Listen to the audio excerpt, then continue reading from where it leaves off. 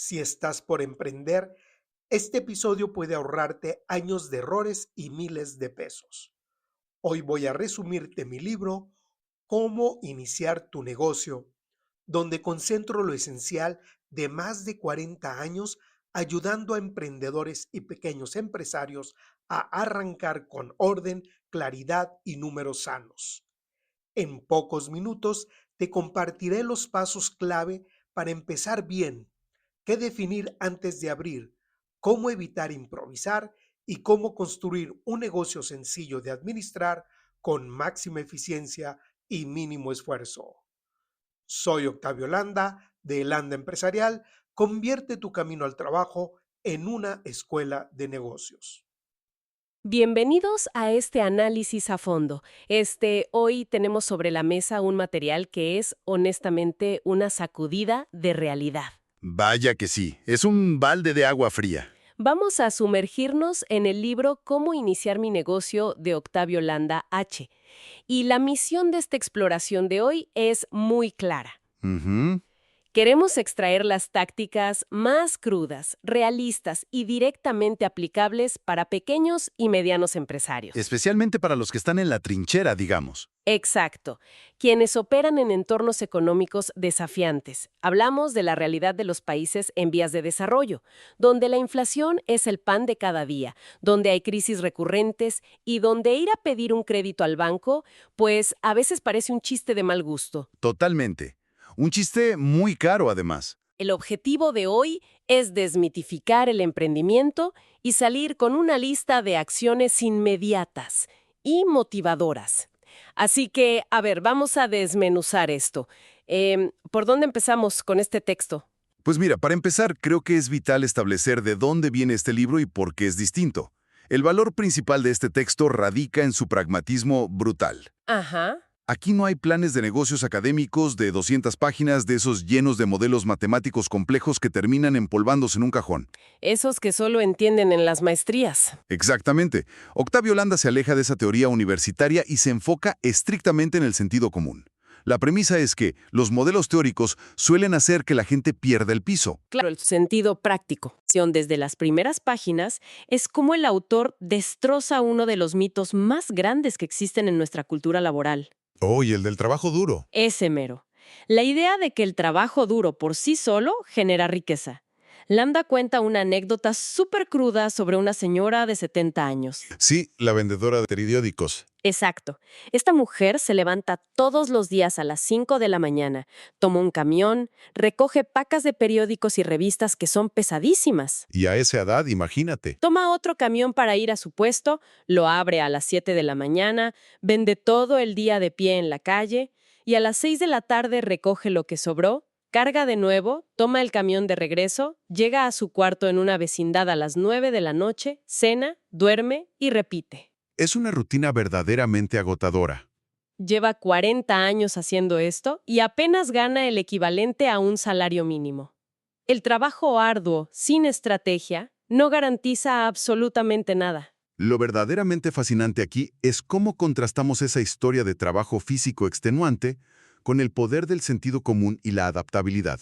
Ajá, a ver. El texto ofrece otra historia verídica para ilustrar esto. La famosa anécdota del portero de un prostíbulo en un pueblo pequeño. Ay, esa historia es buenísima. Resulta que llega un nuevo gerente, joven, con ideas modernas de administración, y le exige al portero que empiece a llevar un registro escrito de los clientes. El problema es que el portero era analfabeto. No sabía ni escribir. Cero. Y a pesar de sus súplicas y de sus años de lealtad, el gerente lo despide argumentando que no puede tener empleados sin preparación. ¡Qué coraje! Pues sí, este hombre, sin trabajo, sin liquidación, toma su pequeña caja de herramientas y sale a las calles a ofrecer servicios de reparación básica. A ver, detengámonos ahí un segundo. Porque mucha gente asume que para emprender se necesita una superinversión o un plan de tecnología innovador. Y este señor literalmente solo tenía un martillo y unos clavos. Exactamente. Y la historia da un giro por eso mismo. Alguien le dice que no necesita que le repare nada, pero que le urge comprar un martillo. Y se lo vende. Así es.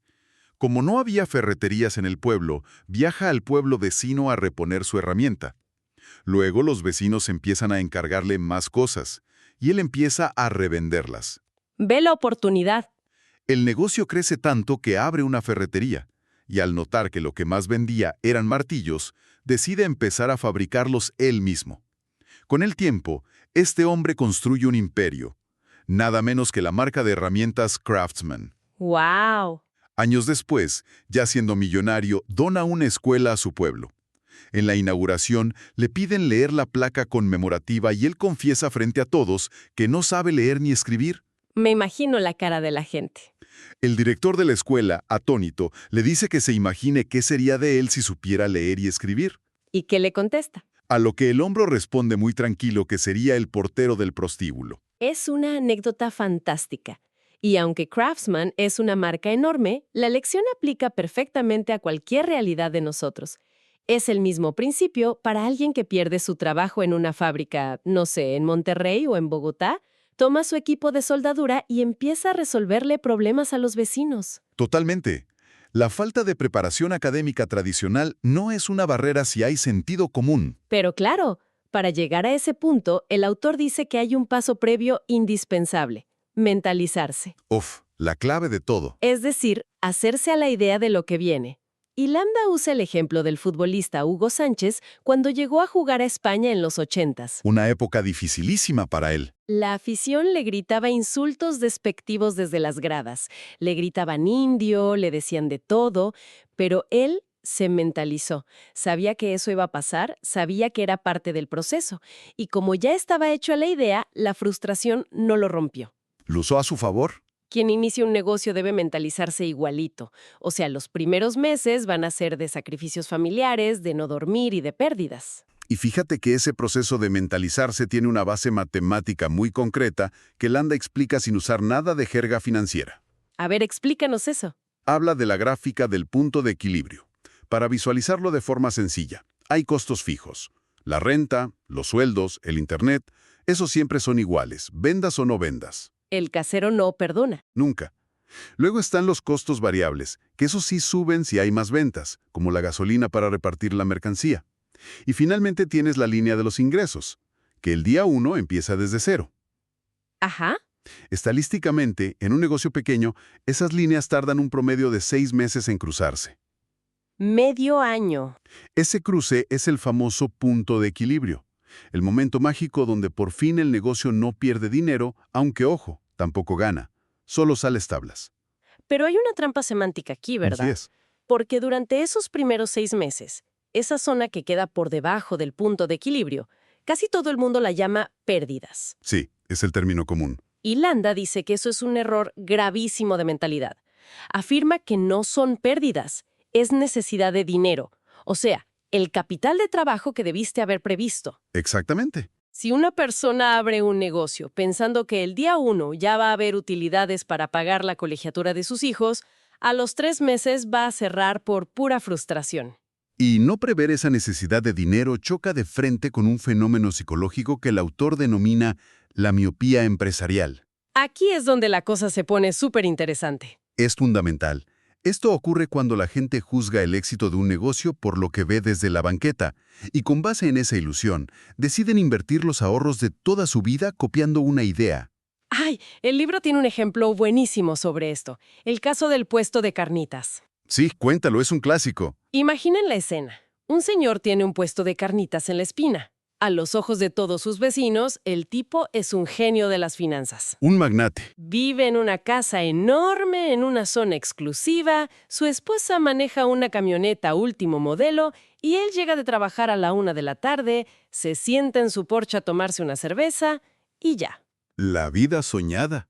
Cualquiera que pase por ahí piensa que vender carnitas es una mina de oro y dicen, renuncio a mi trabajo y pongo mi caso de carnitas mañana mismo. Pero la realidad detrás de esa fachada era completamente otra. Resulta que el dueño se había casado con una mujer cuya familia tenía muchísimo dinero. Muchísimo. El hombre era, digamos, bastante perezoso, así que la suegra millonaria le puso el puesto de carnitas simplemente para mantenerlo ocupado. Para que no estuviera en la sala viendo la tele todo el día. Exacto. El negocio generaba algo de dinero, sí, pero apenas le alcanzaba para pagar su cerveza y la carne cruda del día siguiente. La casa, la camioneta y todo ese estilo de vida los pagaba la suegra. El verdadero modelo de negocios era tener a esa suegra. Literalmente. Esto me recuerda muchísimo a lo que vemos hoy en redes sociales. Hay una epidemia de esta miopía empresarial en Internet. Totalmente de acuerdo. Ves a supuestos emprendedores presumiendo autos deportivos de lujo que en realidad son rentados o los sacaron con una deuda impagable. Y miles de personas compran sus cursos o copian sus negocios creyendo que esa es la utilidad real que deja la empresa. Es una comparación excelente. Las condiciones personales lo dictan todo en la supervivencia de un negocio que va arrancando. No puedes copiar un modelo basándote en apariencias externas. Claro, no sabes qué hay detrás. Si alguien hereda un local comercial y no paga renta, o si mantiene su empleo de oficina mientras su pareja atiende la tienda nueva, ese proyecto puede soportar meses sin dar utilidades. Tienen un colchón. Pero si alguien renuncia a su único ingreso, saca un crédito bancario con tasas altísimas para rentar un local y encima espera vivir de las ganancias del primer mes, Las matemáticas lo van a aplastar. sin piedad. Y no porque la idea de negocio fuera mala, sino porque sus condiciones personales asfixiaron el proyecto desde el día 1. Pasando a otro tema vital, Landa habla sobre la selección del negocio en sí y hace una advertencia muy dura contra esa obsesión que tenemos de encontrar la idea súper original. Ya sabes, descubrir el hilo negro que nadie más ha visto. Es una trampa muy común. El autor recomienda reinventar, no inventar, y usa a Tom Monaghan, el fundador de Domino's Pizza, como ejemplo. Sí, es un caso de estudio perfecto. Digo, hoy en día pedir una pizza a domicilio es la cosa más normal del mundo. Lo haces desde el celular. Sí, ni lo piensas. Pero cuando Monaghan intentó implementar esa idea por primera vez, quebró. Híjole. Lo intentó de nuevo y volvió a fracasar. ¿Por qué?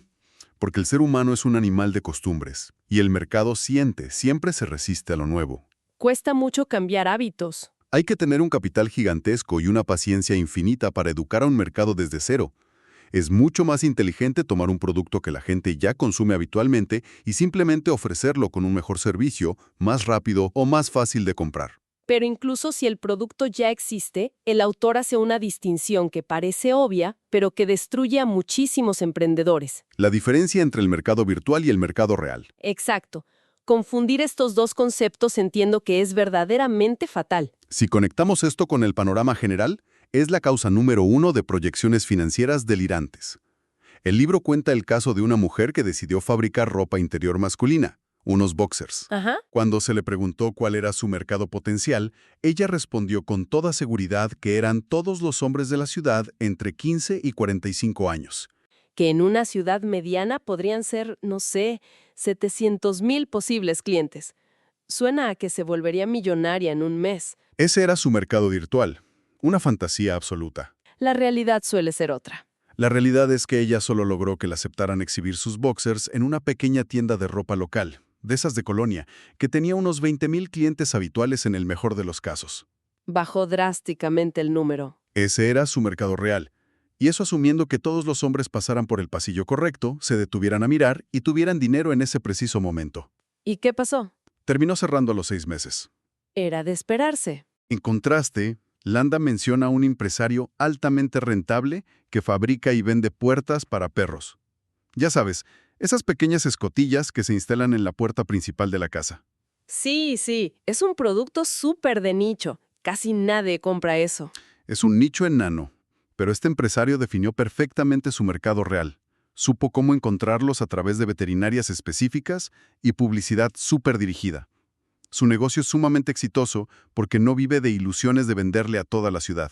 Claro, de nada sirve tener un producto increíble si nadie sabe que existe en tu mercado real. Por eso el libro insiste en que las ventas son la energía vital del negocio. Son el oxígeno. De hecho, da unas estadísticas que bajan a cualquiera de su nube. Si alguien manda a imprimir 1,000 volantes y los reparte en la calle, asumiendo que el diseño sea bueno y la oferta atractiva, la tasa de éxito es del 1%. Es bajísima. Es decir, solo 10 personas van a captar el mensaje y de esas 10, tal vez 1 o 2 compren. Es un juego de resistencia brutal.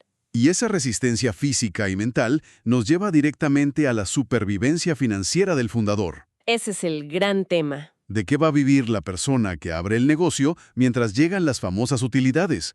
Landa plantea un ejercicio de honestidad tremendo llamado el método de los 4 escenarios para definir el sueldo del emprendedor. A ver, explícanos esos escenarios. El escenario 1 es plantearse cuánto vale esta persona en el mercado laboral real actual. Y ojo, no el sueldo inflado que tenía antes de un recorte corporativo, sino lo que le pagarían hoy si saliera a buscar empleo. Siendo muy realistas. Muy realistas. El escenario 2 es preguntar cuánto vale en el mercado el puesto específico que va a ocupar en su propio negocio. Por ejemplo, si va a ser el encargado de mostrador de una refaccionaria, debe averiguar cuánto gana un empleado de mostrador promedio en su ciudad. Suena muy lógico, porque al negocio, la verdad, no le importan los títulos universitarios del dueño. Le importa la función que cumple en el local.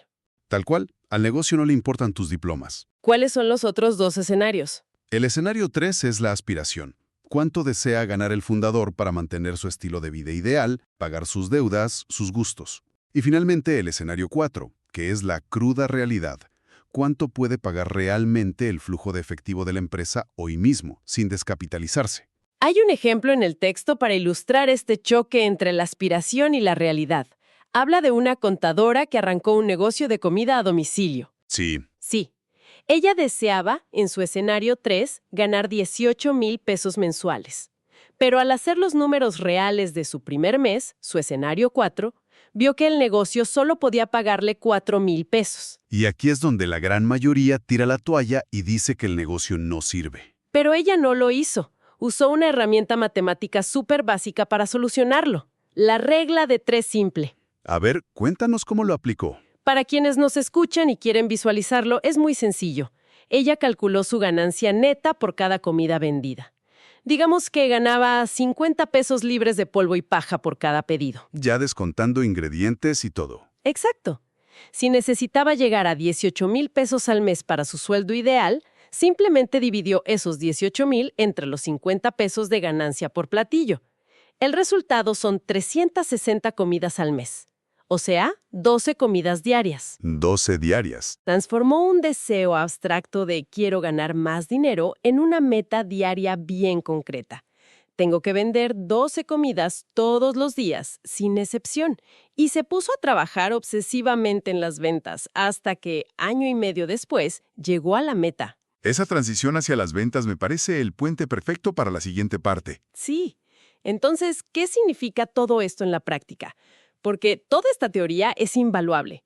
Pero si alguien nos está escuchando en este momento y va a abrir las cortinas de su negocio mañana por la mañana en un entorno súper competido, ¿qué hace? Landa ofrece un manual de emergencia. Sí, son 7 sugerencias prácticas y súper directas para aplicar de inmediato. Vamos a revisarlas para la audiencia. Sugerencia número 1. Reducir los gastos personales y familiares al mínimo absoluto. Así es. Antes de gastar un solo peso en pintar el local o mandar a hacer tarjetas de presentación elegantes, hay que tener una reunión muy sincera y a veces muy incómoda con la familia. Toca hablar de dinero en la mesa. Se tienen que cortar los lujos de raíz. Cancelar las plataformas de streaming, la televisión de paga, las salidas al cine, las cenas en restaurantes el fin de semana. Hay que adaptar a la familia a una especie de economía de guerra temporal durante la etapa de arranque. Lo cual requiere muchísimo valor, sobre todo para sentarte y explicarle a tus hijos por qué de pronto cambia el estilo de vida. Pero es temporal. Sugerencia número 2. Calcular el capital de trabajo para 6 meses. Pero a ver, acláranos algo. ¿No es eso lo mismo que la inversión inicial? No, para nada. Y esa es una confusión fatal en la que caen muchos. La inversión inicial es el dinero para pagar el depósito de renta del local, comprar la maquinaria, las vitrinas y el primer lote de mercancía. Lo que necesitas para abrir la puerta. Exacto. Pero el capital de trabajo es un colchón financiero totalmente separado. Es el dinero necesario para pagar la luz, el internet, los sueldos y los insumos durante los próximos 6 meses, asumiendo que el negocio no genere un solo peso de utilidad neta en ese tiempo. Es el oxígeno puro para cruzar el desierto hasta llegar al punto de equilibrio. Exactamente. Vital tener esa reserva. Pasemos a la sugerencia número 3. Establecer una meta diaria de ventas y tenerla a la vista. Esto es aplicar la regla de 3 de la contadora que mencionabas. Tal cual. Calcular exactamente cuántos pesos o cuántos productos se tienen que vender por día para salir tablas. Y Landa insiste en que esa cifra debe estar pegada en el espejo del baño, en el volante del auto y en la caja registradora. Para generar un enfoque láser desde que te despiertas, Sugerencia número 4, y esta es fascinante desde el punto de vista psicológico. No acumular las ventas no logradas. a mucha gente le hace ruido esta regla. Sí, a mí me causó conflicto cuando lo leí. Si la meta diaria es vender 1,000 pesos y hoy el día estuvo flojo y solo se vendieron 300, Landa dice que hay que ignorar el déficit de 700 pesos. ¿No arruina eso la matemática del contador a fin de mes? Financieramente el déficit existe, por supuesto, no desaparece por arte de magia. Pero psicológicamente arrastrarlo es un suicidio para la motivación. ¿Por qué? Porque si el emprendedor suma los 700 faltantes a la meta de 1,000 del día siguiente, ahora se levanta con la presión de tener que vender 1,700.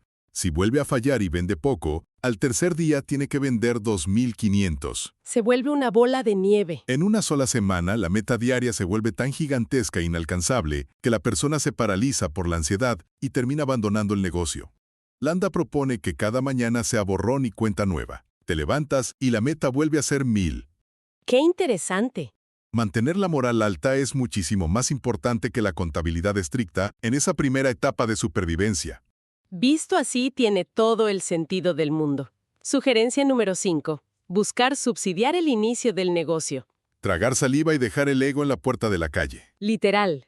Si alguien puede arrancar su negocio de comida en la cochera de su casa en lugar de rentar un local comercial carísimo en una avenida principal, que lo haga. Sin tena. Si se puede mantener un empleo de medio tiempo para pagar la luz y el agua del hogar sin sangrar al nuevo proyecto, se hace. Exacto. El orgullo excesivo quiebra a muchos emprendedores brillantes. La sugerencia número 6 aborda en qué se debe usar el tiempo.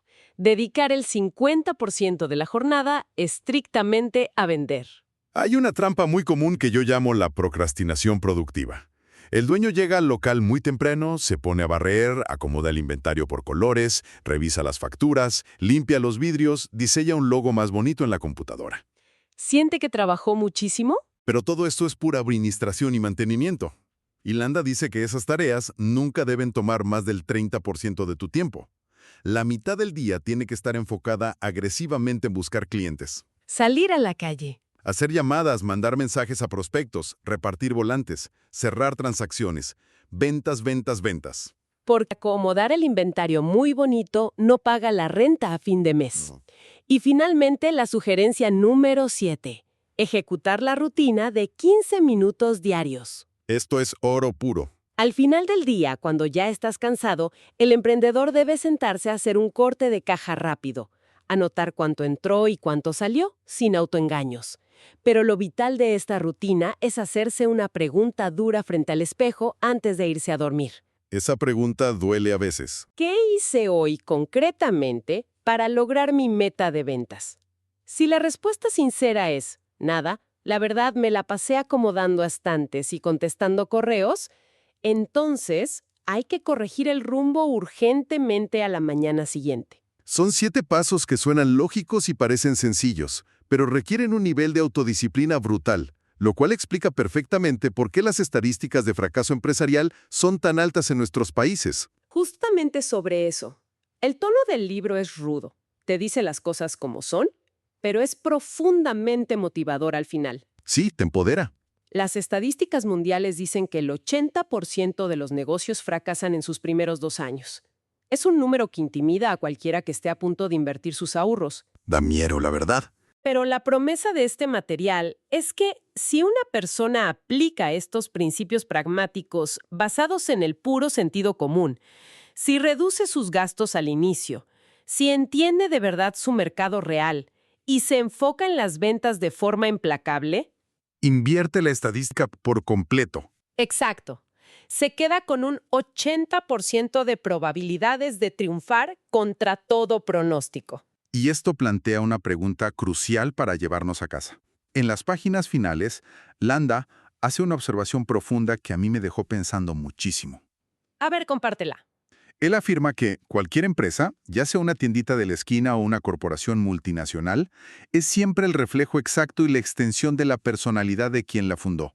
¡Wow! Si la empresa refleja el orden, los miedos, las virtudes y el estilo de vida de su creador, vale la pena que quienes nos escuchan hoy se miren al espejo y se pregunten con total honestidad: si mi futuro negocio va a ser una copia al carbón de mis hábitos actuales, de mi disciplina financiera y de mi tolerancia real a la frustración, ¿qué tipo de empresa estoy a punto de construir? Es una reflexión que deja a cualquiera helado, pero creo que es el cimiento más sólido para empezar a construir. Bueno, pues hasta aquí llega nuestro análisis a fondo de hoy. Ha sido una exploración intensa, llena de verdades incómodas, pero invaluables para sobrevivir en el mundo real de los negocios. Muchísimas gracias por acompañarnos a desmenuzar estas ideas y de verdad muchísimo éxito en cualquier proyecto que estén por arrancar. Hasta la próxima. Hasta pronto a todos y mucho éxito en sus ventas. Es una guía práctica diseñada para emprendedores que desean establecer un negocio propio en entornos económicos adversos y países subdesarrollados. Rompo con el enfoque académico tradicional al darle importancia al sentido común y a la salud financiera personal sobre modelos teóricos complejos que suelen distanciar al dueño de la verdadera realidad. Yo soy Octavio Landa y esto fue Eficiencia Empresarial. Convierte tu camino al trabajo en una escuela de negocios.